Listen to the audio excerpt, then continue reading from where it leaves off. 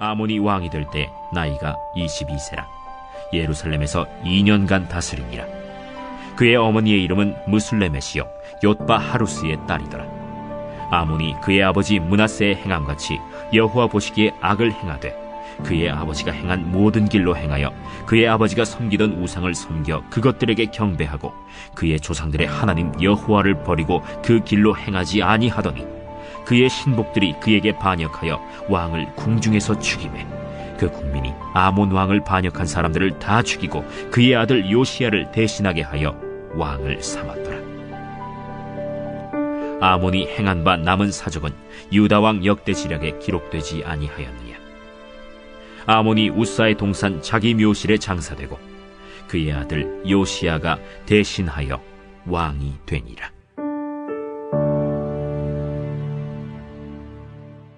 오늘의 주제는 하나님 여호와를 버리고입니다.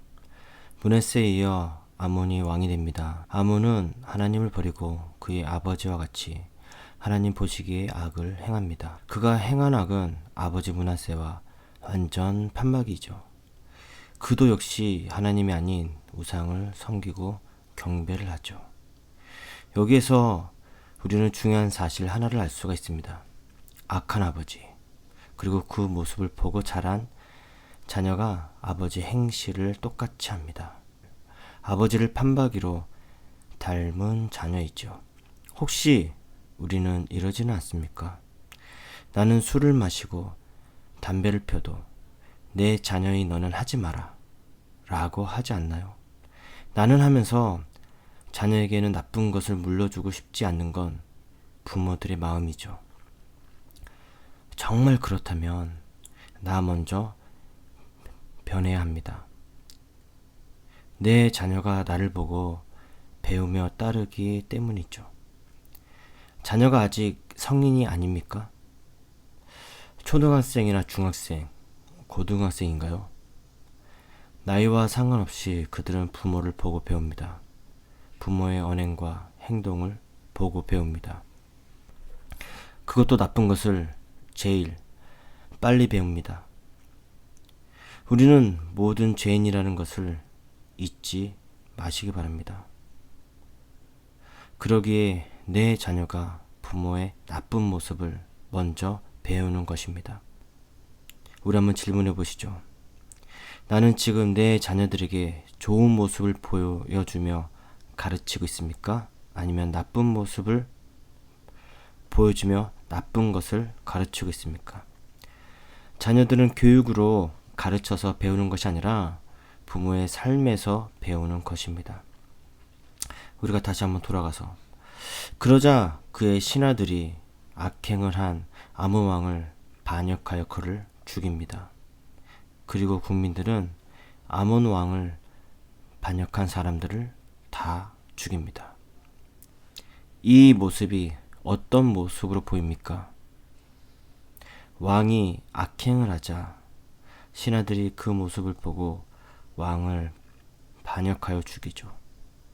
그리고 왕을 반역한 신하들은 그것을 본 국민들은 그들을 똑같이 따라하여 그 신하를 전부 죽입니다. 왕과 신하, 그리고 국민들. 그들은 가족도 아니며 왕이 악하기 때문에 신하들이 반역을 한 것이 당연하다고 생각할 수도 있습니다. 그러나 반역한 신하들을 본 국민들이 신하들을 죽이는 것도 당연하다라고 생각할 수 있습니다. 악이 반복되어 내려오고 있는 것이지요. 하나님을 버린 백성은 죄가 반복이 됩니다. 내 자녀에게 죄가 반복되지 않으려면 내가 먼저 하나님께 회개하여야 합니다. 나는 술, 담배, 도박, 음란, 혈기, 학벌, 거짓 등의 그러한 죄를 지으면서 내 자녀에게는 좋은 것만 물려준다는 것은 어려운 것이지요. 내가 먼저 하나님을 버리지 않고 그 말씀에 순종하여 회개하여 돌아와야 내 자녀가 나의 모습을 보고 따라하는 것입니다. 우리들은 자녀들에게 죄를 물려주어서는 안 됩니다. 우리들은 자녀들에게 영적인 신앙의 유산을 물려주어야 합니다. 므낫세에 이어 왕이 된 아몬은 자신의 아버지가 행한 우상 숭배와 악행을 보고 배운 죄밖에 없습니다. 그리고 그 악행을 똑같이 한 것이죠. 악행을 보고 따라한 신하들이 왕을 배신하여 죽이고, 또 배신한 신하를 보고 따라한 국민들이 신하를 죽이는 것이죠. 이렇듯 반복된 죄의 유산을 물려준 것이지요. 저는 지금 자녀에게 이혼의 죄를 끊고 회복된 호적을 물려주려고 노력하고 있습니다. 분명 그것들이 다 쉬운 것은 아닙니다. 내가 연약하기에 그래서 오직 주님께 더 가까이 나아가야 합니다. 우리들은 자녀들에게 모든 것을 다 좋은 것만 주려고 합니다.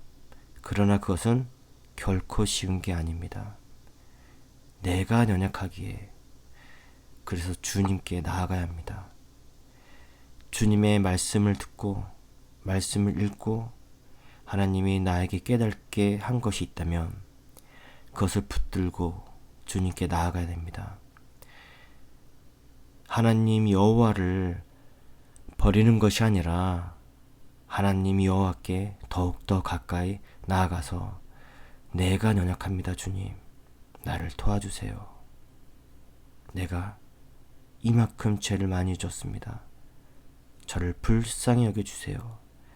라고 회개하며 고백할 때 내 자녀들이 나의 모습들을 보고 배우고 따라하는 것입니다. 그들도 나의 모습 가운데 있기 때문에 내가 주님께 나아가 회개하는 모습을 보며 그들도 그들의 죄를 위하여 주님께 나아가 회개하는 모습을 똑같이 따라하는 것이죠. 우리 한번 질문해 보시죠. 내가 부모로서 나의 언행과 행동들을 자녀들에게 보여줘도 되는 자신감이 있습니까? 아니면 술, 담배, 도박, 혈기, 음란, 학벌, 거짓 등으로 내 자녀들에게 죄를 보여주는 것이 부끄러워하고 있지는 않습니까? 우리들은 하나님을 버리고 우상을 섬기면 안 됩니다. 말씀을 보고 깨달았으면 하나님께 돌아와 회개하는 적용을 하시기 바랍니다. 그것이 바로 죄를 자녀에게 물려주는 것이 아니기 때문입니다. 오늘의 보석선자 말씀입니다. 믿음이 있는 사람과 없는 사람 중에는 믿음이 있는 사람이 무조건 잘못이고, 믿음이 있는 사람들 사이에서는 성숙한 사람이 무조건 잘못입니다. 제가 이 글을 보면서 꼭 적었습니다. 믿음이 있다고 하면서 저는 성숙하게 하지 않았죠. 내 잘못이라고 하지 않고 너의 잘못이라고, 너 때문에 그런 거라고 저는 항상 그래왔습니다. 그러나 이 글처럼 믿음이 있고 없고, 그러면 믿음이 있는 사람이 그 사람을 품어줘야 되죠. 또한 믿음이 있는 사람들 중에서 그들보다 더 성숙했다면 성숙한 사람이 덜 성숙한 사람을 품어주는 게 맞습니다. 그러나 저는 그러지 못하고 너 때문이라고, 너가 그런 거라고, 나는 잘못 없다고 그랬던 저의 모습을 회개합니다.